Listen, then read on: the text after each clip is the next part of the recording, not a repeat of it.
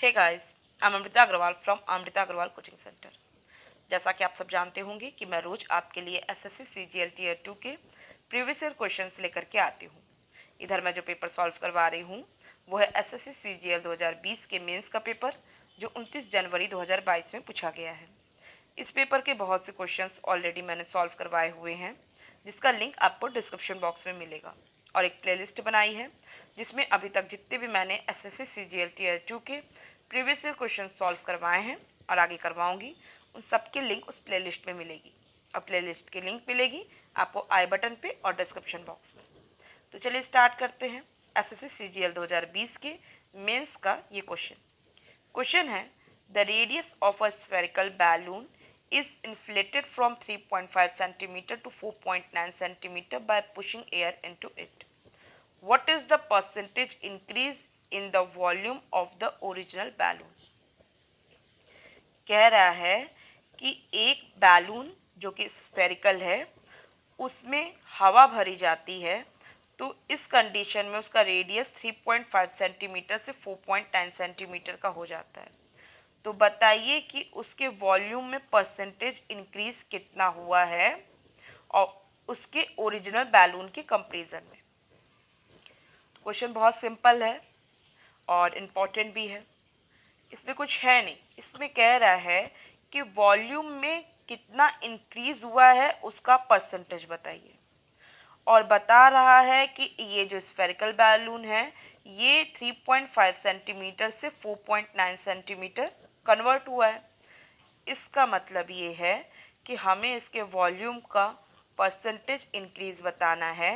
तो हमें क्या करना होगा, हमें सबसे पहले फाइंड आउट करना होगा कि वॉल्यूम कितना इंक्रीज हुआ है स्फेरिकल बैलून का। और आपको पता होगा कि स्फेयर का वॉल्यूम का फॉर्मूला होता है 4/3 पाई आर क्यूब।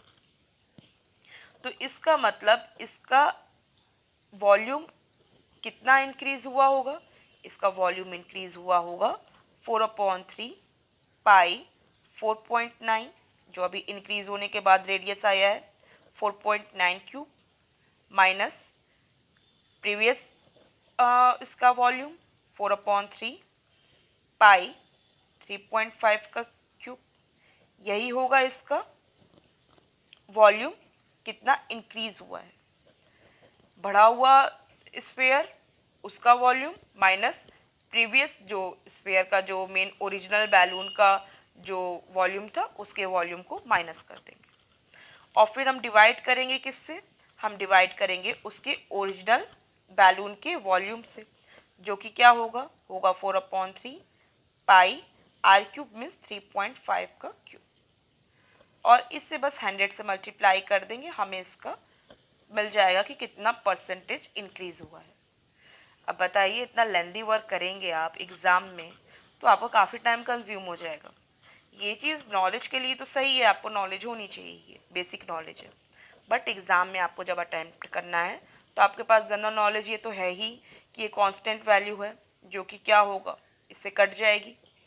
तो हमको सीधे सीधे एग्ज़ाम टाइम पे क्या करना चाहिए, हमें 4.9, क्योंकि सीधे बोल रहा है ना कि वॉल्यूम में कितना इंक्रीज हुआ है। और आपको पता है कि स्फेयर में जो वेरिएबल होता है वो सिर्फ रेडियस होता है। तो सीधे सीधे हमको क्या करना है, जो बढ़ा हुआ रेडियस है उसका क्यूब करना है, मीन्स 4.9 का क्यूब करना है, और माइनस करना है पुराना जो इसका रेडियस है 3.5, इसके क्यूब को माइनस कर देना है। और माइनस करके किससे हमको डिवाइड करना होगा, हमें डिवाइड करना होगा इसके प्रीवियस जो ओरिजिनल बैलून का जो रेडियस है उसके क्यूब से, 3.5 के क्यूब से डिवाइड कर देंगे और 100 से मल्टीप्लाई कर देंगे, दैट्स इट। मुझे क्लियर यहाँ पे ये दिख रहा है कि ये सब 7 के मल्टीपल में आते हैं, तो कुछ है नहीं, सबसे पहले तो 7 का ही हटाते हैं मल्टीपल। 7 7 49 और 7 5 35। तो हम यहाँ क्या कर सकते हैं, 7 को जब हटाएंगे तो 7 cube minus 5 cube divided by 5 cube आएगा, मल्टीप्लाइड बाय 100। बस इतना करेंगे, डेसिमल से हट जाएगा, इतना वर्क आप सब समझ रहे होंगे। 7 क्यूब माइनस 5 क्यूब करेंगे तो 7 का क्यूब क्या होता है, 7 का क्यूब होता है 343 और 5 का क्यूब 125 डिवाइडेड बाय 125 इंटू 100। अब आप समझ रहे होंगे 25 से मैं इसे काटूंगी तो कितना जाएगा, 5 टाइम्स जाएगा, और ये क्या जाएगा, 4 टाइम्स जाएगा। क्लियर है। और 343 में जब 125 को माइनस करेंगे तो मुझे क्या मिलेगा, मुझे मिलेगा 280। जगह यहीं पे है तो थोड़ा सा मैनेज कर लेते हैं। 280 इंटू 4/5 है।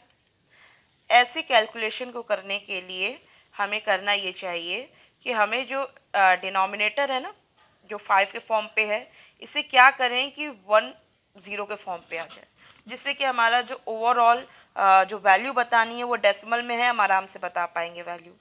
तो हम इसमें अगर हम 2 से मल्टीप्लाई कर दें ऊपर नीचे, एक जनरल वर्क हम आपको बता रहे हैं कि एग्ज़ाम में अपने टाइम को कैसे बचाने के लिए आप तुरंत में ये काम कर सकते हैं। तो आप 2 से ऊपर मल्टीप्लाई करेंगे तो आपको क्या मिल जाएगा, आपको मिल जाएगा 218 इंटू 8 डिवाइडेड बाई 10 मिल जाएगा।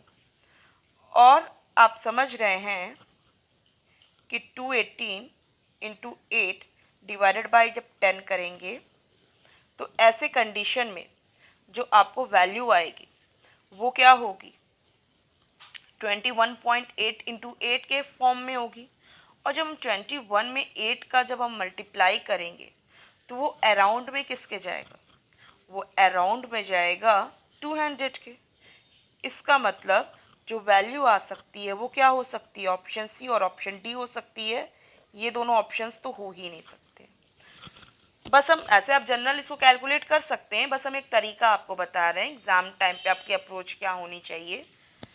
और फिर यहाँ ये 8 यूनिट डिजिट है, यहाँ यूनिट डिजिट 8 है, 8 से 8 में मल्टीप्लाई करेंगे तो क्या आएगा, हमको यूनिट डिजिट मिल जाएगी 4। और हम देखें इन दोनों ऑप्शन में यूनिट डिजिट में 4 कहाँ है, यहाँ पे ऑप्शन डी में है।